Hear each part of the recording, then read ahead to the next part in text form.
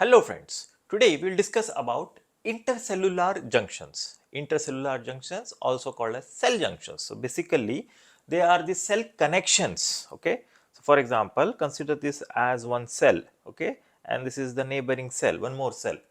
So there are connections or junctions in between these two cells that will hold these cells together, okay, and that connections are termed as intercellular junctions. Okay, there are so many types of intercellular junctions available.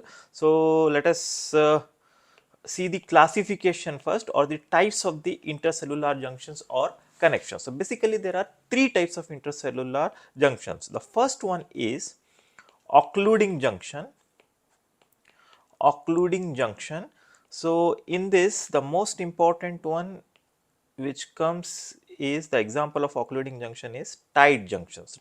So today we are going to discuss in detail about this tight junction. Okay, sometimes this can be a short note, okay, in subject physiology.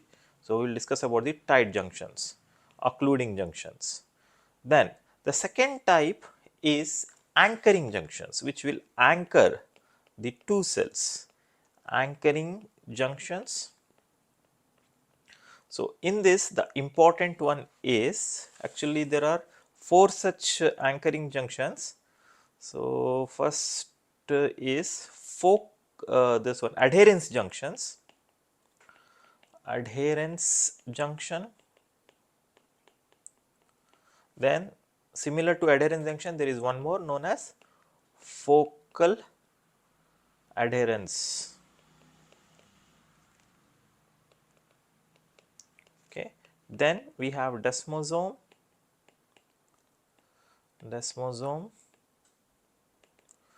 and finally hemidesmosomes. Hemidesmosomes. This focal adhesions or adherens desmosomes. Okay, focal adherens or focal adhesions. So this is a type of adherens junctions only. So mainly there are three types: adherens junctions, desmosomes, and hemidesmosomes. Focal adhesions are the spot adherens junctions. Okay, we'll discuss now. Then the third and the final type is communicating junctions. Communicating junctions.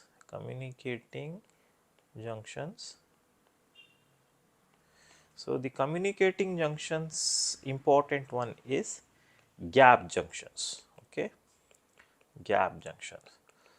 So today we are going to discuss the structure of all these junctions, how they look, and also individually this can be asked as a small short answer in the theory exams of MBBS, especially in the subject physiology. Okay, so let us start with the tight junction. Tight junction. First one, tight junctions. So as the name suggests, tight junction, so it will hold the two cells tightly together. Okay, so they are known as tight junctions. Okay, for example, consider these are three cells, 1, 2, 3. Okay, so there are junctions in between these two cells, which three cells which will hold together, and these are tight junctions. Okay, so basically they are present in the apical region. Okay, so this could be the basal membrane, basement membrane. So this junction usually is present at the apical as compared to the basolateral region. So other junctions are present at the basolateral region, and their tight junctions are present at the apical. First thing is location. Then let us discuss the structure about this tight junction, how does it looks. So let us enlarge this tight junction. We'll take these two cell membranes and see how exactly this tight junction will look. Okay, so now I am just taking two cell membranes. Okay, consider this as cell number 1, cell number 2. This is cell membrane. Okay, so cytoplasm of the cell number 2 will be here, cytoplasm of the cell number 1 will be here. Now these two cell membranes are joined together by some protein molecules. Okay, they are joined together. The protein molecules which are present on the cell membrane of cell number 1 will join or communicate tightly with the protein molecules of the cell number 2. So these protein molecule, they form like a strands. Okay, and they bind the two cells. They are called as zona occludens. Okay, they are called as zona occludens. Plural could be zona occludens. So they form a strand. So each strand is made up of this transmembrane proteins. There are 40 such proteins known till now. Out of that, the important ones are claudins, then occludins and junctional adhesion molecules. Okay, so you should know the names of the proteins which are involved in, because we are discussing the other junctions also. In that, the basic difference is the protein content. So the protein molecules, the transmembrane proteins which will connect them, here are claudins, occludins and the junctional adhesion molecule. They not only they will bind these two cell membranes, they will also bind the cytoskeleton, mainly the actin molecules. Mainly the actin molecules which are present in the cytoskeleton of this cell number 1 are held together of the actin molecule of this cell number 2. They are joined together by this tight junction proteins. Okay, there and there are some anchoring or cytoplasmic proteins. These are transmembrane proteins. Some cytoplasmic proteins further, they will join this claudin, occludin or junction adhesion molecules with the actin cytoskeleton, and these are called as zona occludins. Zona occludins, okay, generally written as ZO, ZO1, 2, 3, okay, different types. We will not go in detail about that things, but remember these are very important. uh, One proteins, these proteins are made up of either claudins or occludins or junctional adhesion molecules, or there are so many other proteins also, nectins and all. So these proteins are connected to the cytoplasmic proteins, zona occludins, which in turn connects the actin intermediate filament, which is this part is in the cytoplasm. This is also in the cytoplasm. This is the cell membrane. Okay. Hope you know this now, the structure of the tight junction, and they will held that together, and they are present in the apical region. Now, what is the function of this? Physiology is all about function. So, what are the tight functions of the tight junctions? So, they serve two important functions. One is they will create a mechanical barrier between the two cells. Mechanical barrier between the two cells, that is, they will not allow the transport of substances in between the cells, known as paracellular space. Okay, for example, some water molecules or sodium chloride or any ions, the substances should not pass in between the two cells, so they will form a mechanical barrier. Second thing is they form this they help in maintaining the cell polarity. Now, what is this cell polarity? So you know that, consider this as one cell, this is another cell. Okay, now these tight junctions are usually present in the apical regions right here. Okay, and they held the two cells tightly. So you know, in the cell membrane there are different transmembrane proteins here. Some proteins are present in the apical region, some present in the basolateral region of the cell membrane. Okay, so this tight junctions will prevent the transfer of these proteins from the apical to basal and vice versa. So, because these proteins have certain functions in, for example, this apical membrane proteins, they will help in the receptor mediated endocytosis, and this protein in the basolateral region will help in exocytosis. Okay, so this tight junctions maintain the cell polarity and prevent this movement of these proteins across the cell membrane, and they will held together. That is, apical proteins will remain here only and basolateral will remain here only. So this, it has two important functions. Now, what is the clinical significance? So where these tight junctions are found? So tight junctions are generally found in the epithelial and endothelial layers. Okay, example, they will be present in the nervous tissue, which will help formation of the blood brain barrier. Okay, they are also present in the respiratory tract, also in the GI tract, that is the epithelial cells forming the GI tract. Okay, then also in the kidney, that is the urinary tract. In the kidney urinary tract, especially in the nephrons of this one part, proximal convoluted tubule. Okay, proximal convoluted tubule, there is a one tight junction type known as leaky junctions, leaky tight junctions. So here there are no tight, there will be leaky. So they are present in the proximal convoluted tubules of the kidney. So what is the clinical significance? Why we need to know about this thing, tight junction. So what happens when there is a damage to this tight junction? So it will not serve its function. It is the main function is the maintaining the mechanical barrier. Example, one disease related to the damage of this is peptic ulcer.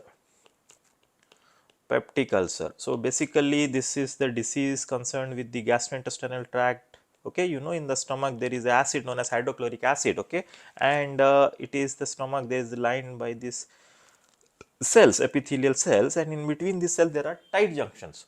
So you know, some pathogenic organisms like H. pylori, H. pylori, okay, this bacteria may infect or causes the destruction of the tight junction. So when there is a this barrier is lost, then it will lead to the hydrochloric acid passes to this paracellular region and it will form the ulcers, that is known as the peptic ulcer.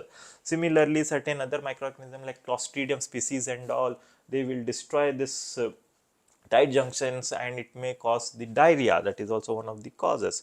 Okay, anyway, this is about the tight junction. The second important junction which we will discuss now is the anchoring junction.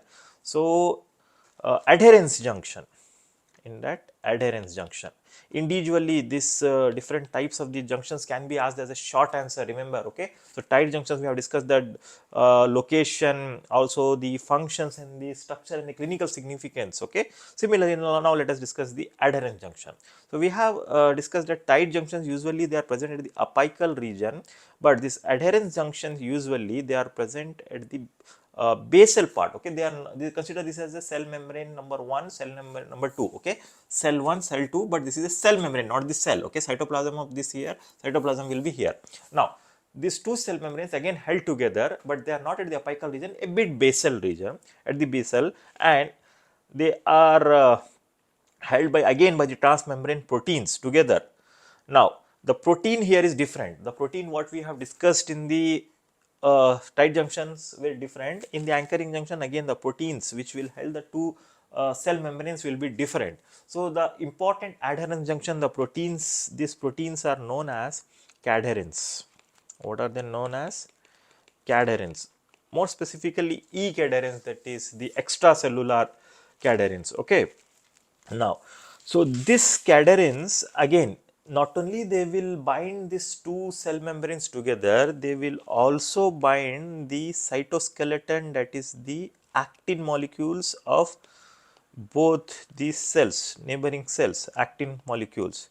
Okay, again the intermediate substance or the anchoring proteins which will bind this cadherin molecule. Cadherin molecules is a transmembrane molecules. Again, the cytoplasmic proteins which are present in the cell membrane, they will help in binding this actin molecule with the cadherin molecules. Okay, the cytoplasmic proteins. So these proteins are known as catenins. Okay, catenins. Also, there is one more protein. These are basically cytoplasmic protein, that is anchoring proteins, vinculin.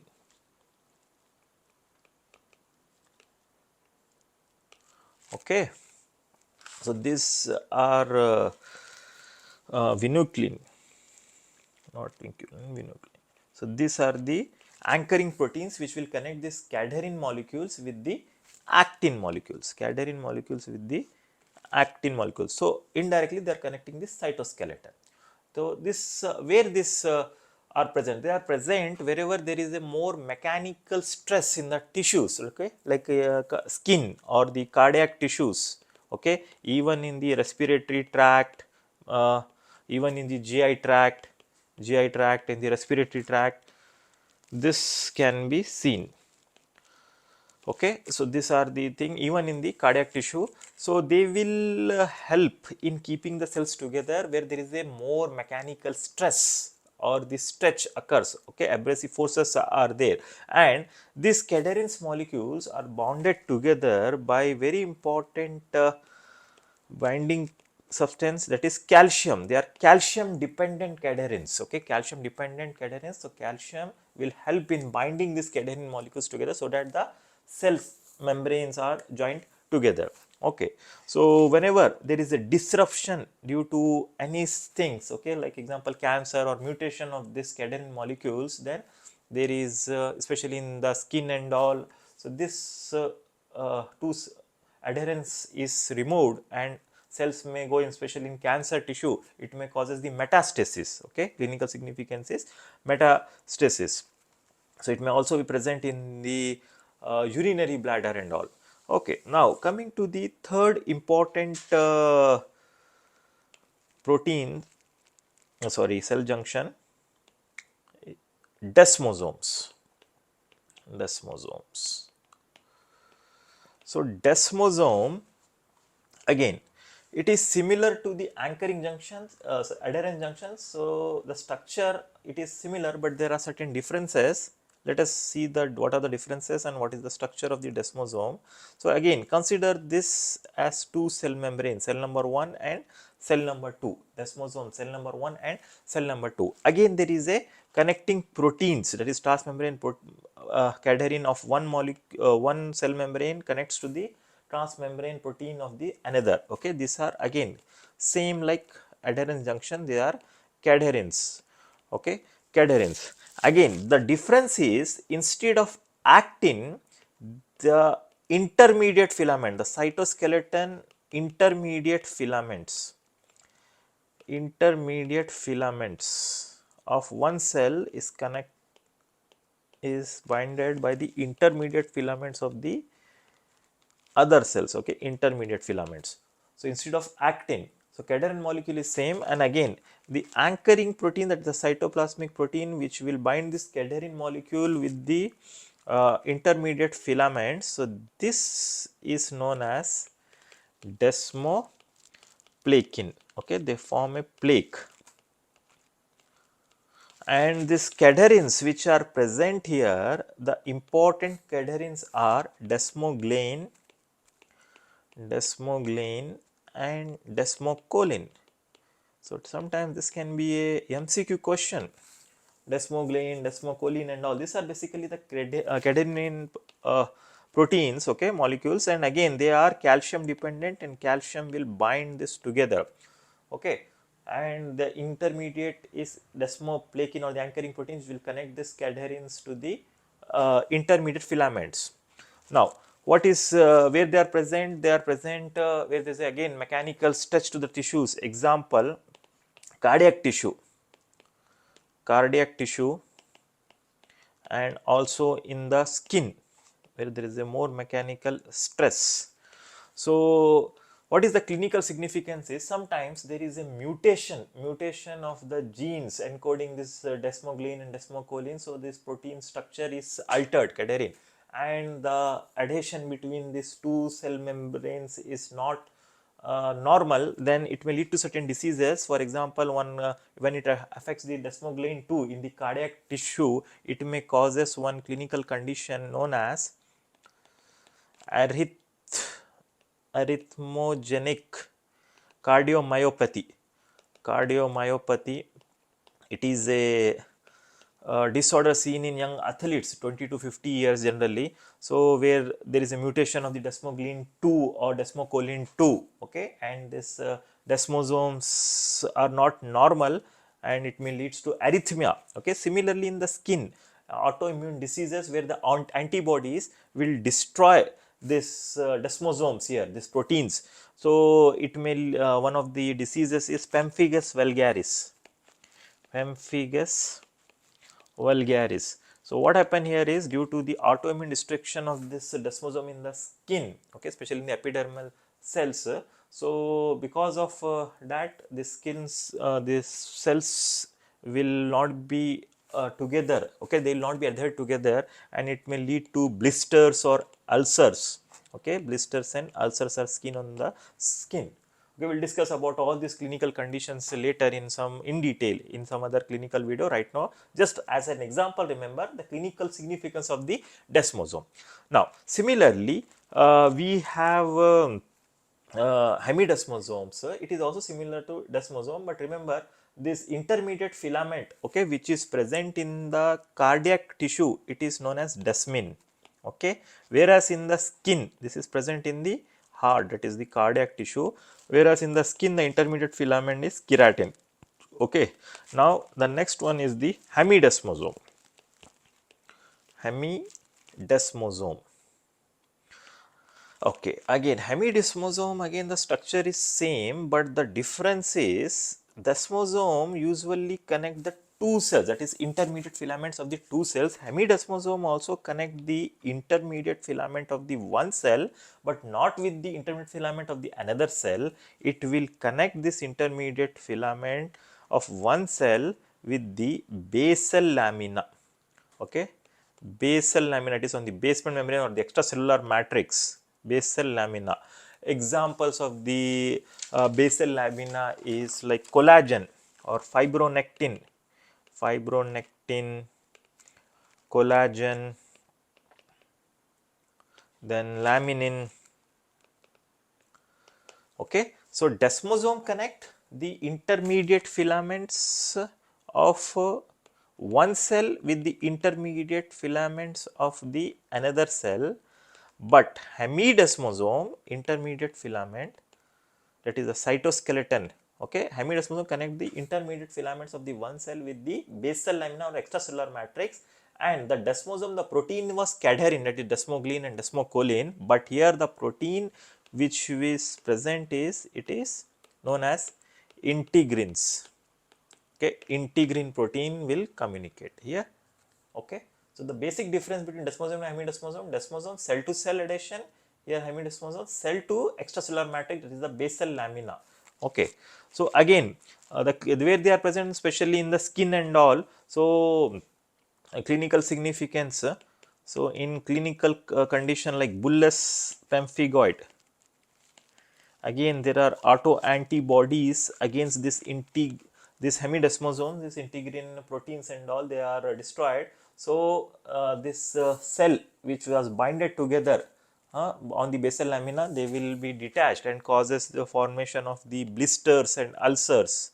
Okay, blisters and ulcers are seen. So this is the clinical significance, that destruction of this will causes some clinical condition, hemidesmosome. That one more was focal adhesions.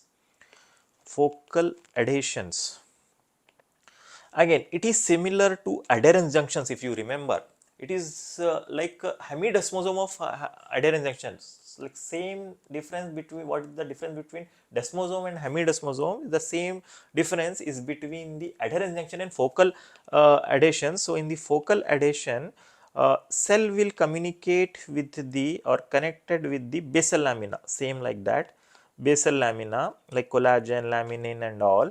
So here also the connecting proteins is integrin only, integrin, and but the cytoskeleton which is present is actin. If you remember what we have discussed about adherens junction, the cytoskeleton is actin. In the tight junction also the cytoskeleton actin was binded together. So actin is the this one is present, that is the cytoskeleton actin is present in the tight junctions, adherens junctions and focal adhesion. Focal adhesion nothing but this spot adherens junction. Okay, so they will communicate this cell with the basal lamina, and this adherens junction communicates cell to cell. Okay, whereas in the desmosome and hemidesmosome, the cytoskeleton is intermediate filament. Okay, remember these differences. So this is all about the anchoring junction. Now finally the last one, gap junctions. It comes under communicating junction. So the gap junction, again it will communicate between the two cells. So again I will draw the two cell membrane, cell number 1, cell number 2. They are connected again by certain proteins. Okay, these proteins, they form certain gap. Okay, and they help in communicating certain substances from one cell to the another cell, and these protein are termed as connexons. Connexons. Okay, so connexon of one cell membrane is connected with the connexon of another cell membrane. So this basically, this protein, they form the gap junctions, and this, if we see the structure of one connexon, they are made up of 6 small subunits. Okay, 6 small subunits, 1 2 3 4 5 6. Okay, 6 small subunits, and these small subunits are known as connexins. So connexin, 6 connexins form a connexon, okay, and these 2 connexons, they will form a gap junctions. Again, this gap junction, where they are present? They are present in the cardiac tissue, in the nervous tissue, in the neurons, okay, cardiac tissues, and in the neurons it may be present. So this helps in transport of certain substances across the cell, that is from one cell to the another cell, okay. For example, second messengers like cyclic AMP, IP3 and all can be transmitted from the one cell to the another cell through this gap junctions, okay. So this is all about the today's video of intercellular junctions or cell connections. Let me revise that there are these different types: tight junction, which is occluding junctions; adherent junctions, anchoring junctions are adherent junctions; focal adhesions and desmosomes and hemidesmosomes; and communicating junctions are gap junctions. So tight junctions in detail we have studied. Then so difference between the desmosome and hemidesmosome is they will connect, desmosome connect cell to cell, hemidesmosome connect cell to extracellular matrix, and the connecting proteins is integrin, and here connecting proteins is cadherins, it is desmoglein and desmocholine, okay. So that's all about the today's lecture. Hope you like our video. If so, please subscribe our channel and share the link with your friends. We will be making this type of educational content related to MBBS students frequently, and that will be helpful for you. Thank you.